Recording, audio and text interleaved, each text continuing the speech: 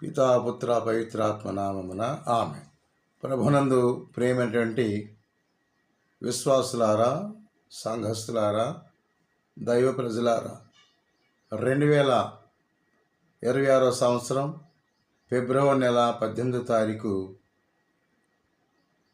ఈ బూది బుధవారం, భస్మ బుధవారం, ఈ పవిత్రమైనటువంటి 40 దినాల్లోకి ప్రారంభమైనటువంటి మొదటి రోజు.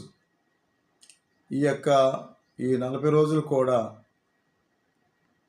ఫిబ్రవరి 18వ తారీఖు మొదలుకొని ఏప్రిల్ నెల 4వ తారీఖు వరకు 40 రోజులు క్రీస్తు శిలువ శ్రమల ధ్యానాన్ని ప్రార్థనపరంగా, ధ్యానపరంగా మనం కొనసాగే పవిత్ర దినాల్ని మనం మండల కాలం, అది తపస్కాలం, ఉపవాస దినాలుగా పరిగణించబడతాయి. అయితే వచ్చే 40 రోజుల్లో కూడా ఆదివారాలు మినహాయించబడుతున్నాయి. ఆదివారములు శిలువ శ్రమల ధ్యానములు లెక్కించకూడదు.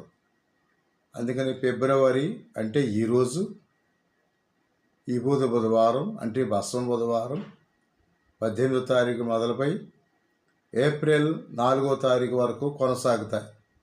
అలాగే శిలువ శ్రమల ధ్యాన కాలంలో ప్రతిరోజు మరి ఉదయకాలంలో ఈ కార్యక్రమాలు ప్రారంభించుటకు దేవుడు నాకు ఒక తలంపుని అనుగ్రహించాడు.